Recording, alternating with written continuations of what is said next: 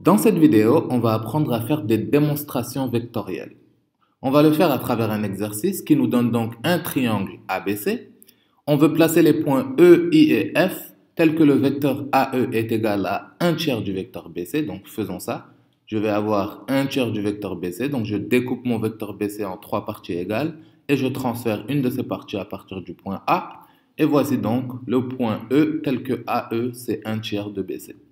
Ensuite, on veut que CI soit 2 tiers de CB. Donc, on veut ici 2 tiers de ces 3 tiers. Donc, on veut 2 tiers ici pour placer le point I. Enfin, on veut que AF soit 1 tiers de AC. Donc, je vais placer 3 tiers ici et en prendre un seul. Et donc, j'aurai mon point F ici. Donc, on a nos 3 points. Voici donc les questions. Première question, montrer que le vecteur IE est égal au vecteur BA et que le vecteur IF est égal à 2 tiers du vecteur BA. Et deuxième question, en déduire que les points I, E et F sont alignés. Donc dans un exercice, on traite chaque question une à la fois. Donc on va oublier la question numéro 2 pour une seconde, focaliser toute notre énergie sur cette égalité IE égale BA et en deuxièmement IF égale 2 tiers de BA. Donc on va faire IE égale à BA d'abord. Pour démontrer que le vecteur IE est égal au vecteur IA, on va d'abord éliminer ce f puisqu'on n'en aura pas besoin pour cette démonstration et ça sera plus clair dans notre figure. Donc on a le vecteur IE ici qu'on veut montrer est égal au vecteur BA. Donc on a deux vecteurs ici qui sont égaux et quand on a deux vecteurs égaux et qu'on n'a pas une idée de comment les relier, on essaie de voir d'autres égalités vectorielles qui sont équivalentes. Donc ici par exemple, si IE est égal à BA, ça voudrait aussi dire que le vecteur IB est égal au vecteur EA. Donc, comme ça, on aurait un parallélogramme BAEI. Donc, ce parallélogramme aurait deux de ses côtés opposés qui sont tels que les vecteurs sont égaux. Donc, on va essayer de faire cette démonstration que IB ici est égal à EA ou que BI est égal à AE parce qu'on connaît AE et on a l'impression de connaître en quelque sorte BI puisqu'il semblerait que BI vient de l'inverse de AE ici.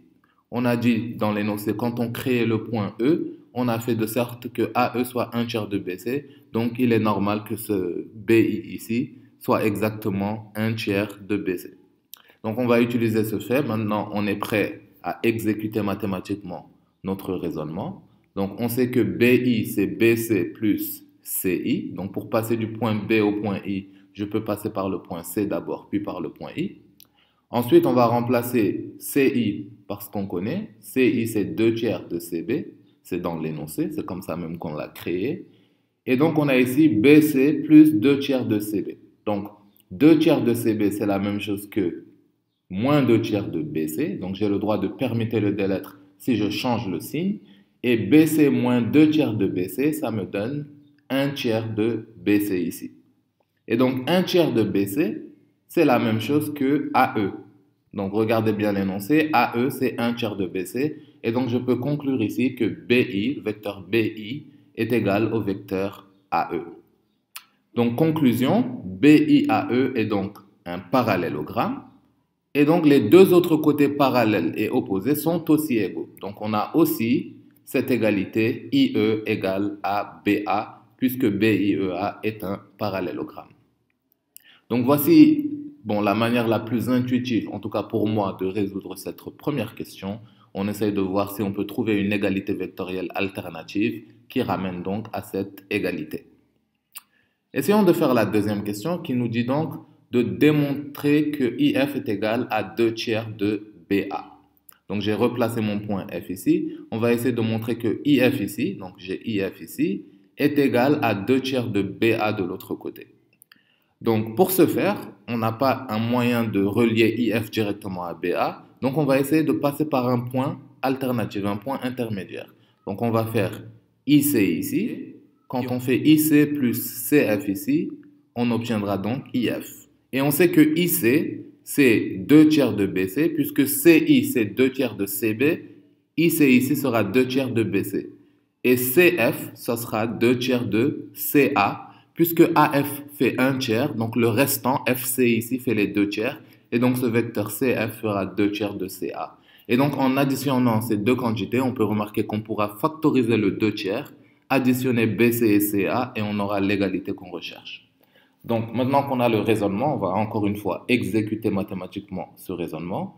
Donc on peut dire que IF, c'est IC plus CF. Et on va remplacer CF par CA plus AF, puisqu'on connaît AF et CA. Et ensuite, on va commencer à faire le calcul. Donc AF est égal à 1 tiers de AC. Donc je remplace AF par 1 tiers de AC. Et 1 tiers de AC, c'est la même chose que moins 1 tiers de CA. CA moins 1 tiers de CA, ça me fait 2 tiers de CA. Tandis que IC, bon, puisque CI est égal à 2 tiers de CB, IC, c'est 2 tiers de BC cette fois-ci. Donc j'ai 2 tiers de BC plus 2 tiers de AC, je factorise le 2 tiers pour obtenir 2 tiers facteur de BC plus CA. Et BC plus CA, c'est BA, donc j'obtiens ici 2 tiers de BA comme égalité, comme voulu. Donc cette fois-ci, on est passé par un point intermédiaire pour prouver notre égalité. Troisième et dernière question, on va ici nous demander d'en déduire que les points IE et F sont alignés. Donc j'ai tracé la droite IF ici, qui passe bel et bien par le point E. On va essayer de démontrer mathématiquement que ces trois points sont alignés. Alors, généralement, quand on vous demande de déduire quelque chose, c'est que la question précédente est très proche de cette conclusion. Donc, dans notre question précédente, on a montré que IE et BA sont collinéaires. Et on a aussi montré que IF et BA sont collinéaires. Bon, IE est égal à BA, donc les deux sont collinéaires. Et IF, c'est 2 tiers de BA, donc c'est aussi collinaire. On a un coefficient K tel que IF égale KBA. Et donc K ici, c'est 2 tiers. Si deux vecteurs sont collinéaires au même vecteur, ces deux vecteurs sont naturellement collinéaires. Donc en conclusion, IE et IF sont aussi collinaires. Ils sont tous deux collinaires à BA, donc ils sont naturellement collinaires. Et donc on peut aussi dire que IE est parallèle à IF. Si deux vecteurs sont collinaires, leurs droites supports sont donc parallèles. Et donc si IE et IF sont parallèles, ça veut dire que IE et IF sont la même droite. Si deux droites sont parallèles et partagent un point, alors ces deux droites sont confondues. Et donc on peut conclure ici que IE et F sont bel et bien alignés. Donc voici un exercice qu'on a résolu sur la démonstration de vecteurs. Et si vous avez trouvé ça assez intuitif, ça veut vraiment dire que vous avez compris ce chapitre sur les vecteurs.